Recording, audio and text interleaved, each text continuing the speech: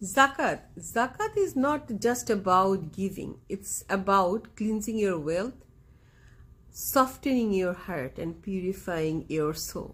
আসসালামু আলাইকুম সবাই, আশা করি সবাই ভালো আছেন। আজকে জাকাতের গুরুত্ব, জাকাত কিভাবে ক্যালকুলেট করা হয় এবং কারা এটা পাওয়ার যোগ্য সে বিষয়ে কিছু বেসিক আলোচনা করব। জাকাতের গুরুত্বের কথা যদি বলি তাহলে বলতে হবে জাকাত হচ্ছে ইসলামের যে 5টি স্তম্ভ, ইসলামের যে 5টি পিলার আছে যেটার উপর আমাদের ধর্মটা দাঁড়িয়ে আছে, সেই 5টি স্তম্ভের একটি স্তম্ভ হচ্ছে জাকাত। প্রথমটা কি? ঈমান, ঈমান আনা সৃষ্টিকর্তার প্রতি তার এবং তার নবী রাসূলের প্রতি। দ্বিতীয়টা হচ্ছে নামাজ, তৃতীয়টা হচ্ছে রোজা। এই তিনটা প্রত্যেকটা মুসলমানের জন্য অবশ্যই ফরজ। জাকাত এবং হজ সেটা সবার জন্য ফরজ নয়, কিছু কিছু মানুষের জন্য ফরজ যারা সম্পদশালী, যাদের একটা আল্লাহর নির্দেশ অনুযায়ী একটা সার্টেন অ্যামাউন্টের পরে সেটার উপর কিছু জাকাত দিতে হবে, মানে মানুষকে দান করতে হবে। সেই কারণে জাকাত আমাদের ইসলাম ধর্মে খুবই গুরুত্বপূর্ণ, কারণ এটি আমাদের ইসলামের 5টি স্তম্ভের একটি স্তম্ভ। এখন প্রশ্ন হচ্ছে জাকাতটা কিভাবে দিব, কেমন করে দিব, কতটুকু সম্পদ থাকলে দিব? জাকাত আপনার কিসের কিসের উপর দিতে হবে? প্রথম হচ্ছে গোল্ড। গোল্ড 85 গ্রামের উপর হলে জাকাত দিতে হবে। সিলভার, রূপা হচ্ছে 595 গ্রামের উপর হলে আপনাকে জাকাত দিতে হবে। এছাড়াও কোনো ট্রেড আর্টিকেল বা সম্পদের কোনো কাগজপত্র যেটাতে আপনার ইনকাম হচ্ছে এবং একটা বছর পার হয়েছে, এখানে বুঝতে হবে যদি আপনার কোনো সম্পদ মানে 1 বছর বা তার অধিক হয় তারপরেই কিন্তু জাকাত দিতে হবে। ধরেন আপনি একটা বিজনেস শুরু করলেন বা আপনার কিছু জমা টাকা আছে কিন্তু 1 বছর হয়নি, সেটার উপর কিন্তু আপনার জাকাত দিতে হবে না। এছাড়াও আপনার যদি কোনো গবাদি পশু থাকে, গরু, ছাগল কিংবা উট, এগুলোর থাকলে আপনার জাকাত দিতে হবে। তারপর কোনো যদি আপনার বিজনেস বললাম এই ধরনের ব্যাপারগুলোতে আপনাকে 2.5% আপনার সম্পদটাকে আপনি ক্যালকুলেট করবেন, তারপরে 1 বছরের সম্পদের ক্যালকুলেশন হবে, তারপরে ওটা থেকে 2.5% কাউন্ট করে আপনাকে জাকাতটা প্রদান করতে হবে। তবে পার্সোনাল বা ডেইলি ইউজের জিনিসপত্র, খাবার দাবার, টাকা পয়সার উপর কোনো জাকাত হবে না।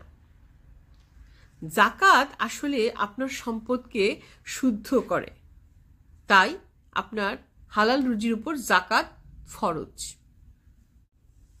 জাকাতে আল্লাহর ইচ্ছা শামিল থাকে এবং জাকাতে দেখবেন যে একটা সোশ্যাল ব্যালেন্স হয়। কি করে ব্যালেন্স হয়? যেমন ধরেন সম্ভ্রান্ত পরিবার, কোনো কারণে হয়তো আজকে তার খুব গরিবী হাল, সে মানুষটা মুখ ফুটে বলতে পারছে না, আমরা কিন্তু জাকাতের মাধ্যমে তাকে সাহায্য করতে পারি, চুপচাপ গিয়ে দিয়ে আসতে পারি। কিংবা ধরেন কেউ ঋণগ্রস্ত আছে, সে ঋণগুলো পরিশোধ করতে পারছে না, কেউ জব লুজ করেছে, সে সংসার চালাতে পারছে না, তাদেরকে কিন্তু আমরা জাকাতের মাধ্যমে সেগুলো পরিশোধ করে দিতে পারি। এতে কি হবে? একটা social balance, financial social balance হবে আমাদের সমাজে। এখন দেওয়ার নিয়মটা বলছি যে কাদেরকে দিব, কেন দিব। জাকাত বছরের যে কোনো সময় দেয়া যায়, তবে আমরা রমজান মাস বেশি প্রেফার করি, কারণ রমজান মাসে আমরা জানি ফজিলত বেশি, সওয়াব বেশি, অনেক অনেক গুণ বেশি পাওয়া যায় সাদগার এবং জাকাতের। তবে এখানে একটা কথা আছে, জাকাত এবং সদকা দুটো কিন্তু ডিফারেন্ট জিনিস। জাকাত হচ্ছে আপনার অব্লিগেটরি চ্যারিটি, আর সদকা হচ্ছে ভলান্টারিলি চ্যারিটি। জাকাত কিন্তু শুধুমাত্র মুসলমানদেরকে দেয়া যেতে পারে, মুসলমান ছাড়া জাকাত দেয়া যাবে না। তবে সদকা আপনি যে কোনো মানুষকে, ধর্ম বর্ণ নির্বিশেষে যে কোনো নিডি মানুষকে, যার প্রয়োজন তাকে আপনি সাহায্য করতে পারেন সদকা করে। এখন কারা কারা জাকাত পাবার যোগ্য বা জাকাত প্রাপ্য? প্রথমে হচ্ছে পোর, যারা নিডি মানুষ, পোর মানুষ, পোর যারা গরিব আর কি, তাদের ক্ষেত্রে প্রথম যে হক তারা হচ্ছে গরিব আত্মীয়। আমাদের প্রত্যেক পরিবারই কিন্তু সবার ফিনান্সিয়াল স্ট্যাটাস একরকম নয়, কারোটা উপরে কারোটা নিচে, ঠিক আছে? তো যারা একটু সচ্ছল, যাদের জাকাত ফরজ, তাদের উচিত যেই আত্মীয় স্বজনরা একটু গরিব, যে আত্মীয় স্বজনদের একটু সোশ্যাল আর্থসামাজিক অবস্থা একটু নিচে, তাদেরকে সাহায্য করা, এবং তাদের হকে কিন্তু আগে। এরপরে যারা আছে তারা হচ্ছে যে প্রতিবেশী কিংবা আপনার হেল্পিং হ্যান্ড হতে পারে, আশেপাশে নেইবার হতে পারে।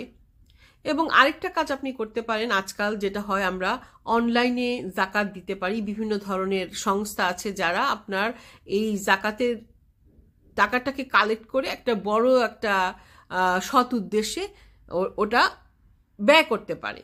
যেমন বর্তমানে এখানে অনেকে গাজার যে যুদ্ধ আহত মানুষদের জন্য চ্যারিটি নিচ্ছেন, অনেকে আমরা অনলাইনে দিচ্ছি, এটা অফলাইনেও অনেকে নিয়ে সেটা কালেক্ট করে একটা বড় একটা জনহিতকর কাজে দান করা হচ্ছে। সেটাও একটা করা যেতে পারে, এবং এটা বরঞ্চ ভালো, কারণ আমরা যখন সদকা করব, যখন জাকাত দিব, সেটা যত গোপন থাকা যায় ততই কিন্তু বেশি সওয়াব, ঠিক আছে? সেই জন্যই বলে যখন আপনি কখনো কোনো জায়গায় সদকা করবেন, তখন যাতে আপনার, আজকাল যেটা হয়, ক্যামেরাটা যাতে বাড়িতে রেখে আসেন। এবং এমনও বলা হয়েছে যে তাফসীরকারকরা বলেন যে আপনি যখন ডান হাতে যখন আপনি কাউকে কিছু দান করবেন, বা হাত যেন টেন না পায়, এবং যাকে দিচ্ছেন তার মান সম্মানটা যাতে বজায় থাকে, এগুলো খেয়াল রাখতে হবে এবং রাখা উচিত। আর এটা হচ্ছে মসজিদে অনেক সময় হয় না যে মসজিদের নির্মাণের জন্য কিংবা মসজিদের কোনো সৎ উদ্দেশ্যের জন্য আপনি এই কাজটা করতে পারেন, দিতে পারেন। অনেক সময় আছে না, মসজিদ কোনো কিছু কাজের ইনিশিয়েটিভ নিল, কোনো জায়গায় হয়তো নলকূপ বসাচ্ছে, কোনো জায়গায় পানির ব্যবস্থা করছে, এরকম ইনিশিয়েটিভ কিছু নিচ্ছে, সে জায়গায় আমরা দান করলাম। কিংবা আপনি হয়তো মসজিদে খুব গরমের মধ্যে মানুষজন নামাজ পড়ছে, আপনি মসজিদের কিছু ফ্যানের ব্যবস্থা করে দিলেন, এসির ব্যবস্থা করে দিলেন, সেটাও কিন্তু একটা বড় সাদকা। এবং যতদিন পর্যন্ত এই যে মানুষগুলো আপনার সেই দানের সুবিধা ভোগ করবে, ততদিনই কিন্তু আপনার সোয়াব পাবেন। নিউ মুসলিম বা রিভার্ট মুসলিম, যারা কনভার্টেড হয়েছেন, যারা নতুন মুসলমান, অনেক সময় হয় কি তারা তো সম্প্রদায়চ্যুত হয়ে যায়, তাদের সেই অনেক সময় সোশ্যাল স্ট্যাটাসটা বা অর্থনৈতিক অবস্থাটা ওরকম থাকে না, তখন সেই মানুষদেরও কিন্তু আপনি জাকাত দিয়ে সাহায্য করতে পারেন। এছাড়াও যখন মিডল ইস্টের কথা বলছি, যে যখন স্লেভারি সিস্টেম ছিল, যখন এই ধরনের মানুষ ছিল না যে বাড়ির হেল্পিং হ্যান্ডরা ওরা একদম স্লেভারি টাইপের হয়ে কাজ করবে, ওদেরকে আমরা কিনে নিয়ে আসছি, যেটা মিডল ইস্টে অনেক সময় হতো, আমি জানি না এখন সেই সিস্টেম আছে কিনা। তো তারাও কিন্তু জাকাতের হকদার। আগেই বলেছি কর্জাদার, ঋণদার, যারা কর্জাগ্রস্ত যে মানুষগুলো ঋণে জর্জরিত, তাদেরকে ঋণমুক্ত করে দেওয়া কিন্তু অনেক অনেক বড় সোয়াব। এবং অফকোর্স যেটা বললাম যে আপনার মুসলিম সম্প্রদায়ের মানুষ হতে হবে। ইন কজ অফ গড, আল্লাহর নামে আমরা অনেক জাকাত দিতে পারি। সেটা সাধারণ কজ হতে পারে, বড় কজ হতে পারে। একটা ধরেন কেউ, ওই যে বললাম, কেউ মসজিদ বানাচ্ছে, কেউ এতিমখানা বানাচ্ছে আল্লাহর নামে, তাকে আপনি দান করে দিতে পারেন। যে জাকাতের টাকাটা পুরো সবাইকে না দিয়ে, অল্প অল্প করে সবাইকে না দিয়ে, একজন মানুষকে বা এক জায়গায় সেই টাকাটা যদি দান করেন, সেই মানুষটার উপকার হয়। ট্রাভেলার, মুসাফির, রিফিউজি যারা আছেন, তারাও কিন্তু জাকাতের হকদার। কেন? রিফিউজিরা যারা আছেন, তাদের ওই যে বললাম আর্থসামাজিক স্ট্যাটাসটা থাকে না, তাদের মিনিমাম রিসোর্স থাকে, খাদ্য, বস্ত্র, বাসস্থান, মানে বেসিক নিডসগুলো তারা সেইভাবে পায় না, বঞ্চিত হয়। সেই ধরনের মানুষের উপর জাকাত দেয়া যায়।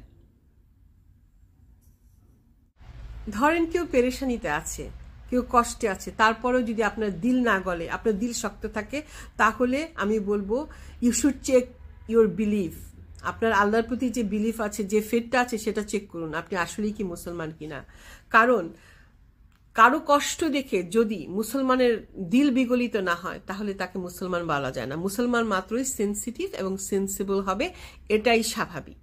তো জাকাত আমরা আল্লাহর জন্য দিব। অনেক সময় হয় না যে আমরা কাউকে সাহায্য করছি, মনে করছি যে আমরা অনেক বড় কিছু করছি। না, আমরা আল্লাহকে প্লিজ করার জন্য করছি। এবং আগেই বলেছি যে আমাদের সম্পদকে ক্লিনজ করার জন্য, হালাল করার জন্য, আমাদের আত্মাকে পিউরিফাই করার জন্য, জাহান্নামের আগুন থেকে মুক্ত হওয়ার জন্য, গুনাহ মাফ হওয়ার জন্য, আল্লাহর রোশনলে যাতে পড়তে না হয় তার জন্য। সুতরাং কাউকে জাকাত দিয়ে হেল্প করে কখনো অ্যারোগেন্সি দেখাবেন না, কখনো অহংকার দেখাবেন না যে ও আপনার ক্যাপাসিটি আছে দেখে আপনি সাহায্য করেছেন, আপনি অনেক বড় দয়ালু, আপনি অনেক বড় দানশীল। কারণ এটা কিন্তু আল্লাহর নির্দেশে আপনি করছেন।